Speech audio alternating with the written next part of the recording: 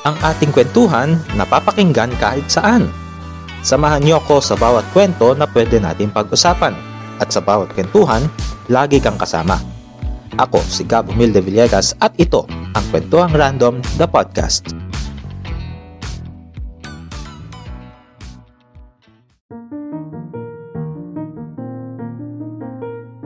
Welcome sa isa na namang panibagong season ng ating kwentuhan kung saan pag-uusapan natin sa episode na ito ang Christmas parties! Sa episode natin ngayon, pag-uusapan natin itong good and bad experiences natin pagdating sa mga Christmas parties. So, lately, meron ako nabasa na article from Philstar Life wherein sa article na yan, shinare nung magiging guest natin for today, itong kanyang bad experience nung time na bagong hire siya sa pinasukan niyang work. And shinare niya yung mga bad experiences niya on nung sumama siya sa Christmas party. And with that, para ma-share niya sa atin itong kwento na ito, kasama natin ang guest natin for today. Walang iba kundi si Miss Ai Lixie. Hi Miss Ai, welcome sa ating kwentuhan. Hi Gab, good afternoon. Thanks for having me. So, ayun, like I wrote about the article nga nung last Christmas. Tapos, I thought na inasay lang to actually sa akin, pero parang naisip ko na sakto kasi yung first Christmas party ko as like fresh grad, new hire. It wasn't fun, but it was more like I didn't want to participate if I had the choice. Parang kasi syempre I guess in medyo hindi naman siya sa lumang publication or lumang outlet na yung pinasukan ko, pero kasi most of the people there were older na, mga pamilyado na most of them. Kaya I guess yung tradition, yung Christmas party is very traditional in a sense na yung may kainan, may party. I remember pa nga sa Jollibee pa nga nun yung Christmas party namin kasi kiddie party daw yung theme. So, ayun, sinabi, syempre, wala pa atang 1 month into working in that company. They told me na, ayun, may Christmas party and lahat ng new hires kailangan mag-perform. Tapos, I was worried kasi hindi ko nun alam, baka mamaya ako lang yung new hire. Pero there were a few of us naman, mga 4-5 siguro. Tapos, kasi they wanted, sabi nila medyo ayaw na daw nila kasi patagalin pa yung party. Kaya, lahat na lang daw ng new hires magpo-perform ng isang sayaw na lang. And kasi before I was told that, I wanted na sana na lang na something else kasi I'm not a dancer in any means. And parang I'm super self-conscious about the way I move. Kaya if I were given the choice, sana kakanta na lang ako or something like that. Kasi at least that medyo controlled ko pa. Parang kasi kahit noon sa school may mga performance, parang I got to pick kung ano yung gagawin ko. And usually, yun nga, hindi naman ako kumakanta, pero alam mo yun, yung nag-rap lang, ganun, para medyo may saving face pa, hindi naman super embarrassed ako, ganun. Pero yun, it was dancing, and napilitan ako. And yun, kasi mga kwento nila before sa akin na yung editor ko nga at the time noon, she sang for her performance for the Christmas party. So parang ako nainggit, parang, wow, I wish I also had that option. But ayun, I didn't have a choice. After nung workday namin, it was a long workday, para mga 8 to 6 ata kami. Tapos we had to stay pa afterwards para practice para sa sayaw. And syempre I bit my tongue and just did it because I didn't want to be someone, parang I was trying to be in good spirits with everybody in the company. Ayoko naman na mahirap ako pakisamahan, and I'm new here. I'm like, ako yung pinakabago at the time, so gusto ko rin na syempre magkaroon ng workspace na friends ako with the people. So ayun, the Christmas party came. And sumayo kami sa Jollibee. Ano yung sinabi nyo? Jingle Bell Rock. So alam mo yun, very very classic. Hindi ko na maalala yung step syempre, but naalala ko lang na yung syempre yung mga boss ko and yung ibang editors noon, video na video sila. Siyempre natutuwa na yung mga bata nila nagpo-perform, ganun. Meron bang yan, na-upload ba sa social media nila yung Hindi. I think performance niya? hindi. Mga for I think keeps wala lang. naman. Buti naman. For keeps lang. Yeah, pero super, naman, maswerte naman ako kasi like later that day, nanalo naman ako sa paraffle nila. So, Yun ako na nabili yan. ng gift basket. Anong raffle yan? Anong napanalo na sa raffle? It was a gift basket kung ano-ano laman. Parang may wine, may mga... Noche Buena package. Noche Buena package, yeah. So, ayun. Meron ka ba bang ibang experience aside do sa nasulat mo na article? Kung ano yung mga experiences mo before on joining Christmas parties? I mean, sa same company lang rin nun kasi naka 2 Christmas parties rin at ako sa kanila. Yeah, naka 2 ako. In the next year naman, meron na akong mga friends nun. Sila naman yung mga newbie. Tapos, naman, I think di sila sinabihan on the spot lang mismo na yung mga new hire mag-perform kayo. Tapos, at least they have the option na, silang dalawa na they chose lang to sing in front of everybody. Para ganun. Hindi na, pilitan, pero at least they didn't have to do something that they didn't want. Well, anyways, so mayroon pa tayong ibang kasama dito, si Tep at saka si Sir Gab on the ayun guys, what are your stories about your embarrassing Christmas parties? Yung embarrassment if meron. Mauna muna tayo kay Tep. Actually, yung Christmas party namin will be siguro 2 weeks away from now. Christmas party na namin sa company, and good thing that this podcast is a safe space dahil ginamit ko yung screen name ko kasi ayong gamitin yung real name ko dahil doon ako mas kilala doon sa company namin na hindi ko sasabihin kung saan. Ngayon, actually, it was first planned last month na yung Christmas party namin will be held on December 21 or 22. Pero sa totoo lang, this will be my first Christmas party sana. Kasi yung unang dalawang company na napasukan ko, yung isa virtual Christmas party pero hindi naman siya masyadong bonggang-bongga, parang puro parapo lang, ganon. And then the second, yung Christmas party pangalawa, nag-dinner lang kami na makatrabaho ko kasi lahat 10 lang kami. 10 lang kami sa workplace namin and puro parapo lang, and gladly ako yung pinakabago din doon during that time, this Ortigas. Ako yung nakakuha ng 2 grand prize, yung sa microwave oven saka sa coffee maker. But this time, dito sa pangatlong bagong trabaho, I've been thinking carefully kung kung a-attend ba ako or not, pero more leaning na hindi ako a-attend. Kasi ngayon pa nga lang, actually, halos araw-araw na ako kinukulit ng isa ng katrabaho kasi may katrabaho din kaming mas bago din sa amin, na halos 1 linggo pa lang sa amin. Tinatanong na ako, kasi 2 lang kaming baguhan actually 3 kaming baguhan doon sa office, na tinatanong kami kung ano daw yung namin, kung ano daw yung i-perform namin sa Christmas party. And so far 2 beses na kami nag-meeting sa office about our Christmas party. However, I choose to be silent regarding kapag ang topic is Christmas party, although kinakantsawan nila ako na ayan si Tep, nag-research na sa Google, nag-search na sa Google, nag-google na kung ano na yung sasayawin, kung anong gagawin, kung ano ipo-perform. Yung iba, medyo sarcastically speaking, kung sino-sino na mga sinasuggest nila para pang-backup dancers ko. But deep inside, at the back of my mind, parang more likely na hindi talaga ako sasali sa Christmas party.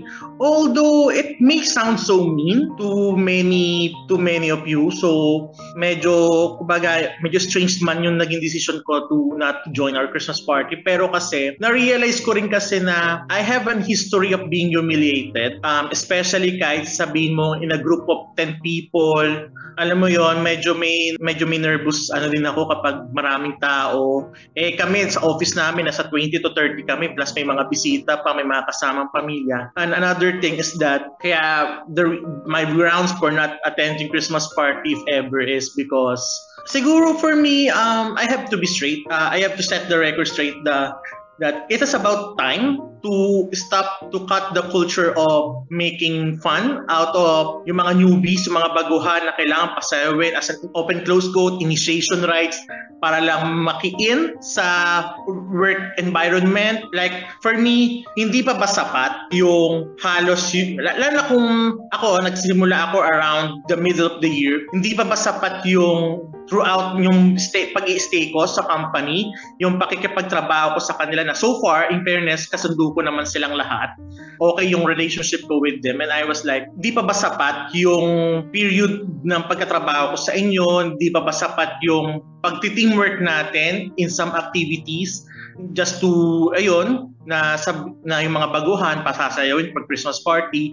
And for me, bilang respeto na rin sa mga introverts, so may mga, syempre, iba-iba din yung background ng mga tao sa iba't ibang companies, sa mga workforces, sa mga workplaces na hindi lahat ng tao ay extrovert, hindi lahat ay willing mag-perform for some such personal reasons katulad nung sa akin. And at the same time, syempre bilang respeto sa mga may trauma kapag sa mga ganitong mga social gatherings din as well.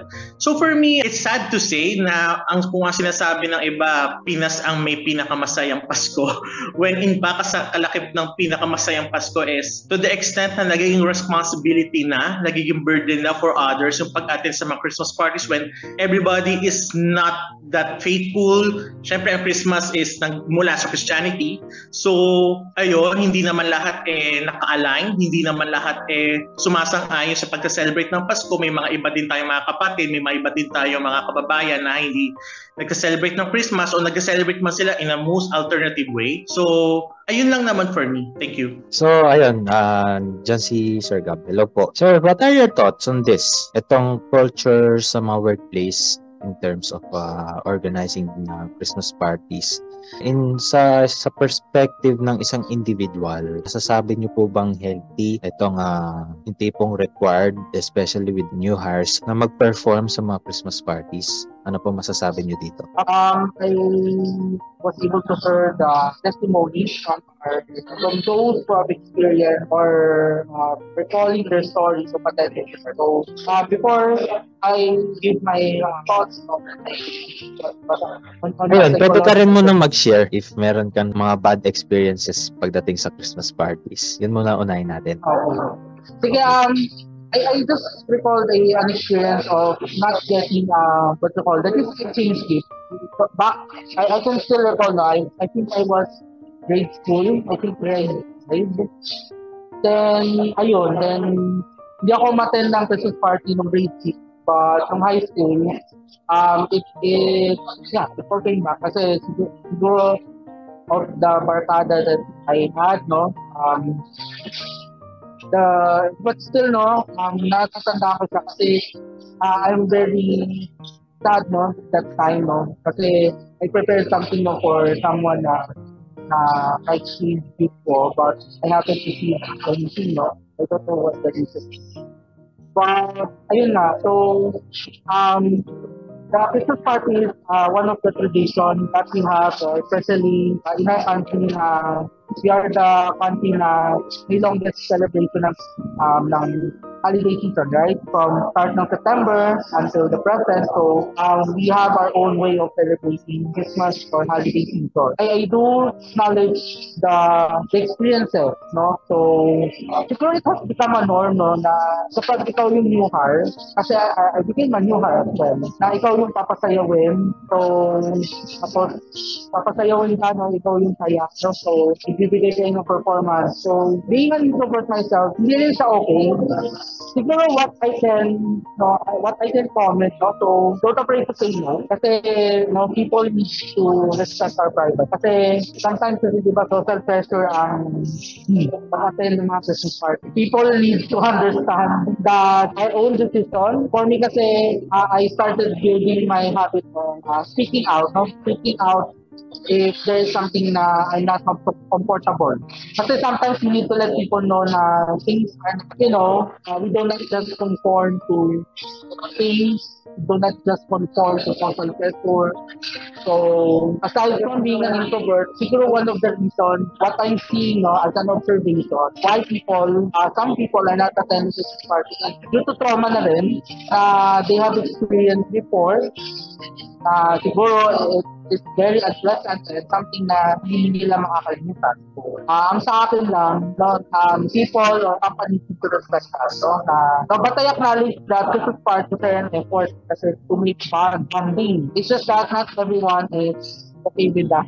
Not everyone is good with that. Not everyone is open to that. So, kaya, we need to be open. We need to make a stand pag pinipilit tayo. Kasi, siguro hindi nila alam. Well, we need to speak up. We need to tell the people.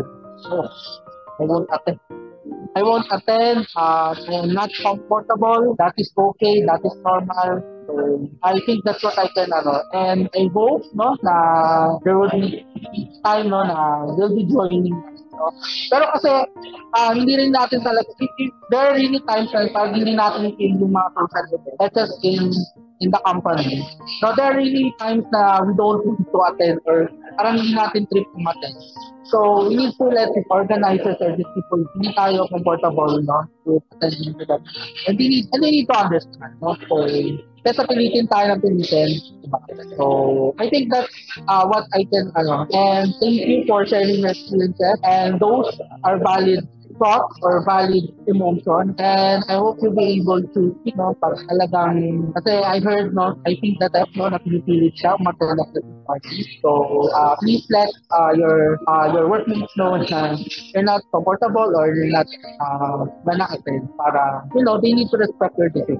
And they need to respect your choice. Diba? We make our own choices naman. Ayun lang sa akin. Thank you. Ito, share ko naman yung naging experience ko before. Hindi naman ito about sa pamimilit ng mga boss na mag-perform sa mga Christmas party. Pero ito nangyari sa akin during my second year in high school, wherein itong teacher namin that time, sobrang kinainisan namin siyang magkakaklase dahil napakapangit ng ugali. Yung tipong yung galawan niya sa loob ng classroom ay hindi mo makikita yung katangian ng pagiging teacher sa kanya pagkos mas nakikita mo siya bilang isang gangster. Nung Christmas party namin, so inobliga kami lahat sa klase namin na magdala ng pagkain na pagsasaluhan ng lahat. Pero ang nangyari sa Christmas party namin during that day was hindi lahat ng pagkain na dinala namin ay nabuksan. Ang daming cake, actually may dala akong dalawang bilaong palabok nung time na yon. And hanggang sa natapos yung Christmas party, hindi nabuksan, hindi nakain lahat. Pero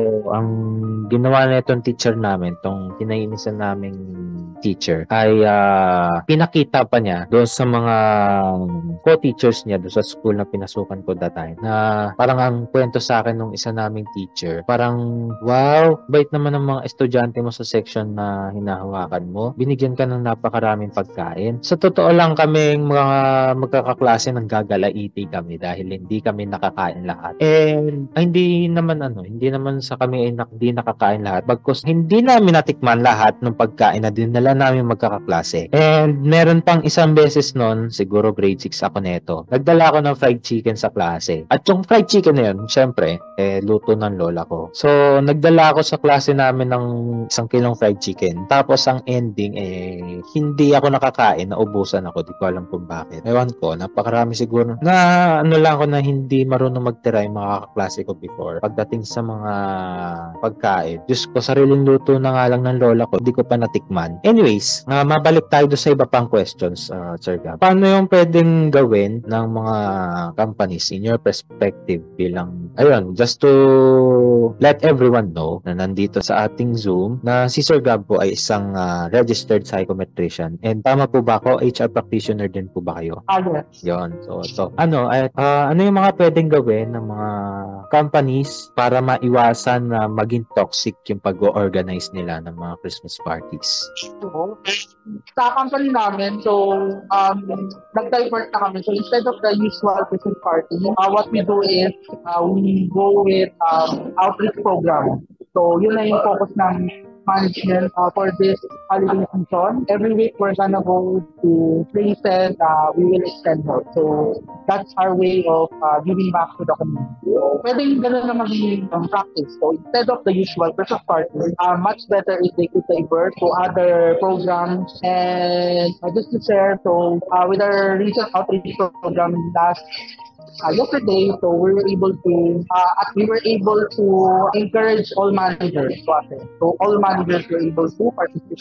So yun namin sila pinilit just to share, one manager shared the experience that parang for him, kasi this manager sa first, he shared that mas feel niya ang Christmas because they went to, I think that's in Muntinlupa, so they went to a very remote place. And we were able to share kahit blessings from our company. So, mas naramdaman niya. Yung parang, hindi niya kasi feel ang Christmas party as something that could benefit others. Pero nung matin siya ng outreach program, mas ramdam niya. Nakita niya sa mga beneficiaries na masaya sila. And we were very happy doon. So, yun ang pwede maging practice ito. Maybe we need to go aside from outreach program to think of other ways of, celebrating Christmas. Not we're just not, hindi lang dapat tayo fix to the usual. Pwede tayong tumuno instead, di ba? We give back sa community, right? Para mas ramdaman, mas makapagbigay tayo ng saya sa ibang thank you. Ayun. Ito pa, may isa pa akong question. Ano yung mga tips para kung halimbawa si itong katrabaho, nakakita siya or na-witness niya na merong katrabaho siya na naharas or na-discriminate dahil sa hindi pag-attend or ayaw niyang mag-present ng or ayaw niya sumali sa mga presentations pagdating sa mga Christmas party. Ano yung mga pwede nilang gawin? Okay, speak up. Then, speak up, and if it's possible, if it's really very discriminating na and nakakaabala sa work mo as an employee, you can talk to HR or to your manager to report this incident. Kasi sometimes we're getting to siguro they feel if it's really something uncomfortable, discriminating, and something that could violate company policy, that should be reported. So, I know Christmas party is a social event, but ang palagi ko sinasabi sa employees, walang pilitan. Kaya ng employees Ayan. So, okay. Siguro, panghuling question ko na lang for this episode. Ano yung pwedeng gawin aside from doing outreach programs? Ano pa yung mga pwedeng gawin ng mga companies pagdating sa pag-organize ng mga Christmas parties para maging masaya and also memorable to everyone? Siguro yung activity. Hindi lang paraffol kasi parang ang trend na yung the usual trend. Paraffol. Siguro maganda yung additional fee. And it would be better if these companies would allow families of their employees to join. Para mas ramdam yung you really need to invest from planning to execution. Kasi paghandaan din. So kung sino naman, kasi sa amin, we let the managers prepare their own Christmas party. We just give the budget. So this pattern nila, if we need help, we are willing to help. However, if gusto nila, sariling plano nila, so infuse more activities, pwedeng pambata, pang matanda, na mangalaro, para naman inclusive itong mga Christmas party. So, tapos invite yung mga family, or we could let +1 or +2, para naman masaya. So, kailangan talaga magkaroon ng investment kasi hindi na parang okay yung kain lang. Dapat meron din tayong mga konting pakulo para naman everyone would be enjoying to participate. Diba? So, yun naman ang goal ng Christmas party, to let the employees join, bond together. So, ayun yung pwede kong kailangan talaga mayroong planning. Ngayon pa lang dapat nagpa-plan na para naman pag in-execute na yung plan, diba, maayos and everyone would attend the Christmas party. So, ayan, dito. Ayun, thank you so much for your insights about this topic. Siguro ito, before we end this episode, siguro this is a reminder for everyone, especially with employers, na masiguro natin, no, na magiging masaya for everyone yung mga idaraos nating Christmas parties. So instead na gawing sapilitan yung maging presentation ng mga bagong hires or kung sino man within the company, so maganda rin na tanungin natin bawat isa sa kumpanya na sino yung mga gusto mag-perform sa Christmas party, just to make the party na maging memorable to everyone, and at the same time maging creative din ang mga companies, ang mga employer on how to do Christmas parties aside from doing outreach programs kagaya nung sinabi ni Sir Gab, ano. And with that, dapat din humingi ng consensus ang mga kumpanya sa kanilang mga empleyado kung ano bang klaseng programming ng Christmas party ang gusto nilang mangyari, or kung meron din ba sila isip na pwedeng gawin na kakaiba, na out of the box, kagaya ng tree planting activities, or i-celebrate yung Christmas party nila, magpunta sa mga ampunan, o di kaya ay magsagawa ng mga charitable works, di ba? Magpunta sa mga home for the aged, sa mga bahay ampunan, as kahit papaano mapangiti man lang natin yung kapwa natin, especially yung mga nag-iisa ngayong Kapaskuhan na walang pamilya or walang magulang na kasama na magdiriwang ng Pasko. And with that, nagpapasalamat din tayo sa ating mga naging panauhin para sa episode na ito, si Miss Ai Lixi. Siyang may akda nung article na pinag-usapan natin patungkol dito sa mga unpopular opinions pagdating sa Christmas parties. Pasalamatan din natin si Ted Nazario na suki na natin dito sa ating programa, and ang psychometrician at HR practitioner na si Sir Gab Alemania. And with that, nagpapasalamat din po kami sa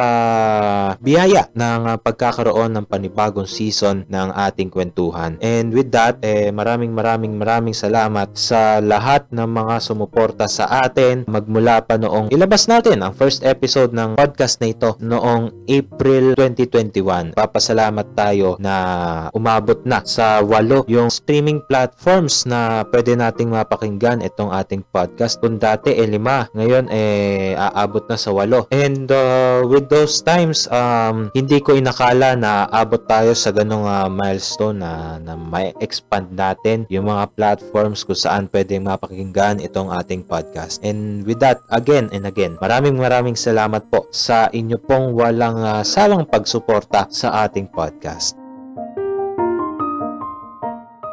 At dito nagwawakas ang episode ng ating kwentuhan.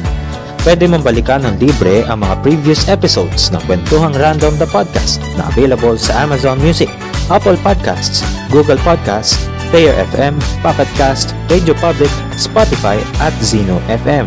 Hanggang sa susunod nating kwentuhan,